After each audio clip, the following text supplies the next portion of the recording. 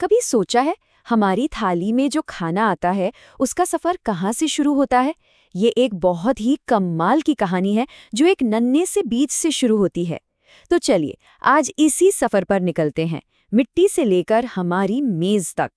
सबसे पहले बात करते हैं एग्रीकल्चर शब्द की। ये शब्द ही अपने आप में पूरी कहानी छिपाए हुए है। देखिए, ये आया है लैटिन से, जहाँ एगर का मतलब होता है मिट्टी और कल्ट्रा का मतलब होता है जुताई या खेती। तो असल में कृषि का मतलब क्या हुआ? मिट्टी की देखभाल करना, उसे तैयार करना और उससे कुछ उगाना। और ये सिर्फ कोई काम या बिजनेस नहीं है, बल्कि इसमें एक कला भी है और एक गहरा विज्ञान भी। तो ठीक है, अब कहानी शुरू करते हैं। देखिए, कोई भी बड़ी चीज बनाने से पहले उसकी नींव मजबूत होनी चाहिए, है ना? खेती भी बिल्कुल वैसी है। यहाँ नींव क्या है? जमीन।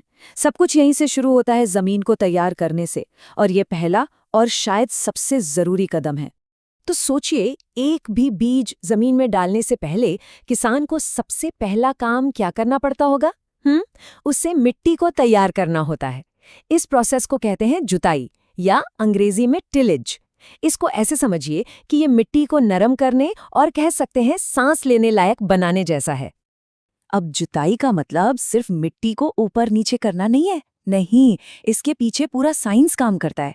किसान असल में एक नरम सीड बेड यानी बीजों के लिए एक बिस्तर तैयार करता है ताकि वो आसानी से उग सके।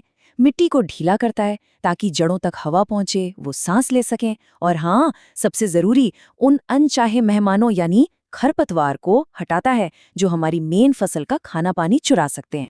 और पता है, यहीं पर खेती की दो अलग अलग फिलॉसफी सामने आती हैं। एक तरफ है जैविक खेती, जहां किसान खरपतवार को हटाने के लिए जुताई का इस्तेमाल करते हैं। वहीं दूसरी तरफ एक बिल्कुल अलग सोच है, संरक्षण कृषि की। इसका मानना है कि भाई मिट्टी को जितना कम परेशान करो उतना अच्छा। ये लोग जुताई करते ही नहीं, सीधे बीज बोते हैं ताकि मिट्टी की अपनी सेहत बनी रहे। है ना कमाल का कॉन्ट्रास्ट? तो जमीन तैयार हो चुकी है, अब बारी है उस सबसे अहम काम की, भविष्य का बीज बोने की। और चलिए देखते हैं कि कैसे टेक्नोलॉजी ने इस सदियों पुराने काम में एक जबरदस्त क्रांति ला दी है।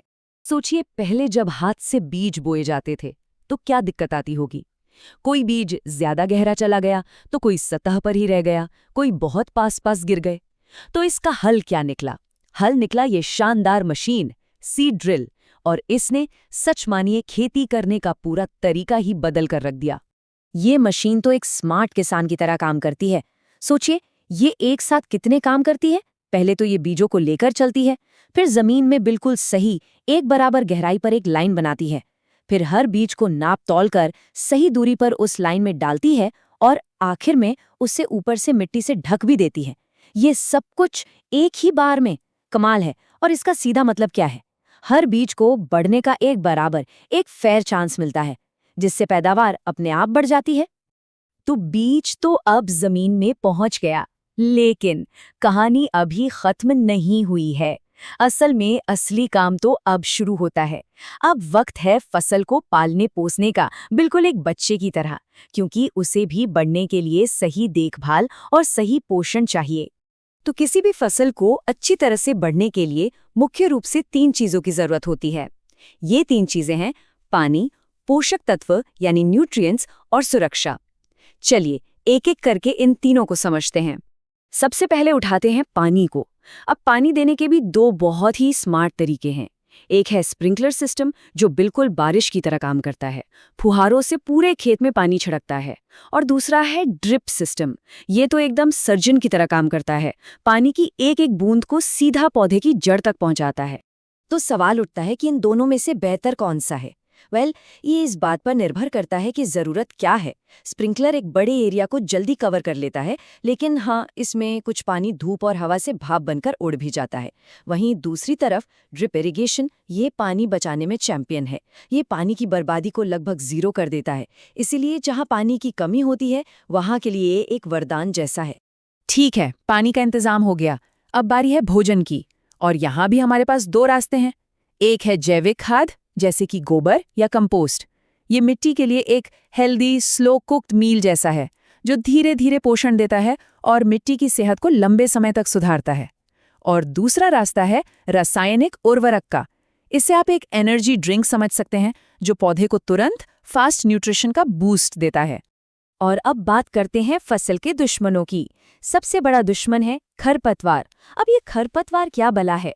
असल में ये कोई भी ऐसा अनचाहा पौधा है जो हमारी मेन फसल के साथ मुकाबला करने लगता है। उसके हिस्से का पानी, धूप और पोषक तत्व सब कुछ चुराने की कोशिश करता है। मतलब ये रिसोर्सेज के लिए एक लगातार चलने वाली जंग है। तो हमने खेती के अलग अलग स्टेप्स तो देख लिए, पर अब जरा एक बड़ा सवाल सोचते हैं। हम इन सारे तरीकों का इस्तेमाल इस तरह कैसे करें कि ये सिर्फ आज हमारी ज़रूरतें पूरी ना करे, बल्कि आने वाले कल के लिए भी फायदेमंद हो। और बस यहीं से एंट्री होती है सस्टेनेबिलिटी, यानी स्थिरता की। सस्टेनेबल एग्रीकल्चर या टिकाऊ खेती सुनने में थोड़ा भारी शब्द लगता है, पर इसका मतलब बहुत सीधा सा है। इसका मतलब है कि हम आज अपनी ज़रूरतें इस तरह से पूरी करें कि हमारे पर्यावरण को कोई नुकसान ना हो, और सबसे ज़रूरी, आने वाली पीढ़ियों के लिए भी ये संसाधन बचे रहें। ये एक तरह से एक बैलेंस बनाने की कला है। तो आखिर में सवाल यही बचता है, जैसे जैसे हमारी दुनिया बदल रही है, हमारे भविष्य का पेट भरने के लिए सही कॉम्बिनेशन क्या होगा? क्या हमें पूरी तरह से पारंपरिक तरीकों पर लौटना चाहिए, या फिर सिर्फ नई टेक्नोलॉजी पर ही भरोसा करना चाहिए? शायद इसका जवाब इन दोनों के बीच कहीं छिपा है। सोचने वाली बात है ना?